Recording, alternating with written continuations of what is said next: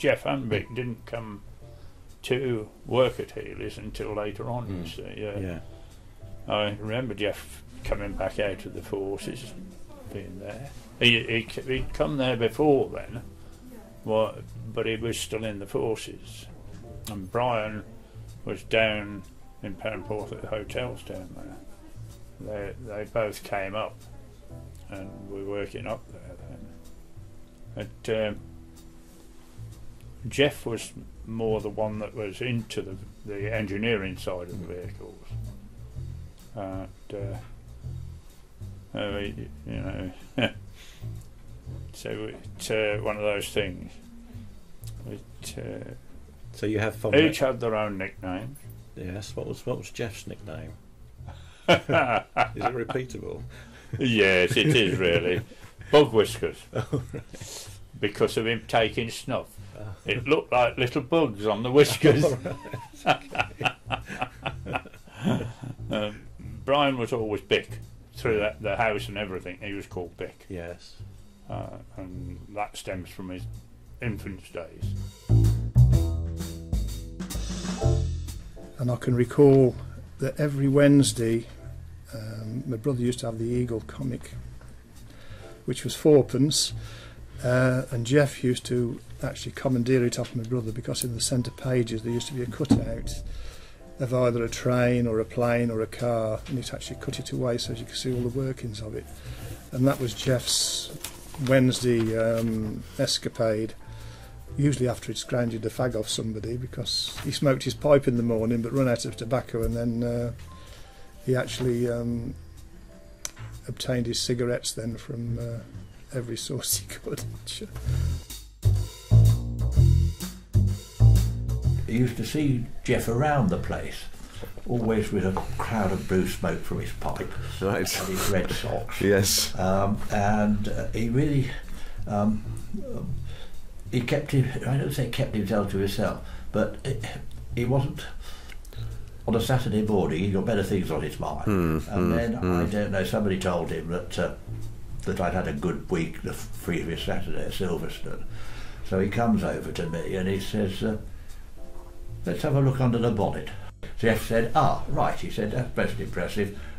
What are you doing for food tonight? Wow.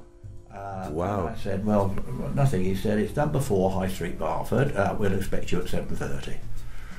Wow. That was very direct, wasn't it? Well, yes, and of course, from that moment on, till the day Geoff passed away, we were never out of touch with each other. No.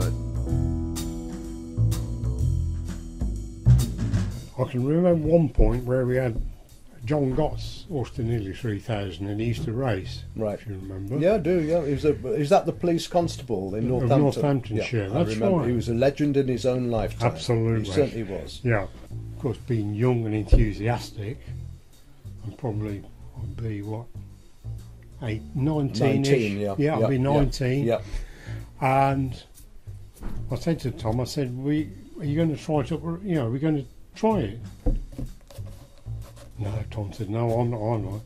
So I thought, well, why not? You know, make sure everything works. So I proceeded to get in the car and drive it. So anyway, then I proceeded to go down the Emscott Road with Geoff Healey coming the other way. Ah, okay. So anyway, on a return to the workshop. And you were driving this car because you wanted to. It wasn't absolutely necessarily for you to drive it Probably to not, do any. Probably not necessary, no. But it was just a want. Yeah, no, I understand. And yeah. it was a race car. Yeah. And anyways, so got back to the works, and Geoff Healey called me. And I've never had such a shallacking in all my life. Wow. Well, it was a race car. And being in the company of Geoff Healey, when you were taking him to the airport, what was he like? What sort of character was he, from your experience? Very clever character.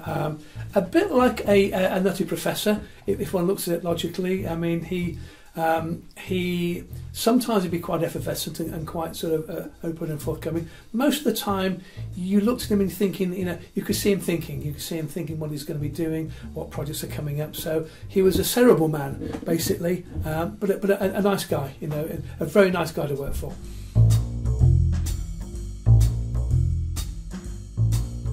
I remember particularly going to the 1970 motor show with Brian Healey on press day, and he did know everybody who was worth knowing in the motor trade in those days. We were walking down Central Aisle.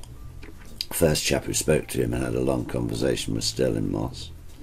10 seconds later we just got rid of him when George Abacassis turned up, who was the managing director of Aston Martin.